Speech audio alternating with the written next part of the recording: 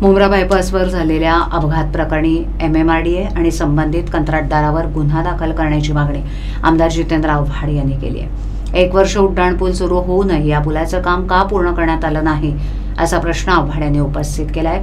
तर या ठिकाणी संरक्षक भिंतही का उभारण्यात आलेली नाही असा प्रश्न त्यांनी उपस्थित केलाय। गुन्हा दाखल न झाल्यास पोलीस ठाण्याला घेराव घालण्याचा इशारा आव्हाड यांनी दिलाय। मुंब्रा बायपास येथे ट्रक खाली कोसळून एका सायकल स्वाराचा दुर्दैवी मृत्यू झाला होता।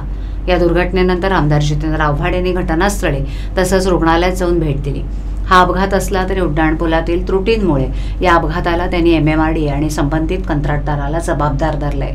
हा ब्रिज ओपनिंग करून वर्षभर झालंय तरी ब्रिजचं काम अर्धवट आहे। या ठिकाणी एक भिंत उभी करावी जेणेकरून अपघात टळू शकतात, ती देखील कंत्राटदार उभी करू शकलेले नाहीत। अनेक वेळेला लोकांनी तक्रार देखील केली असल्याचं आव्हाड यांनी सांगितलं। मुंब्रा परिसरात जे 2 उड्डाणपूल बनलेत ते उड्डाणपूल तसंच सर्व्हिस रोड बांधण्याची मागणी मी केली होती।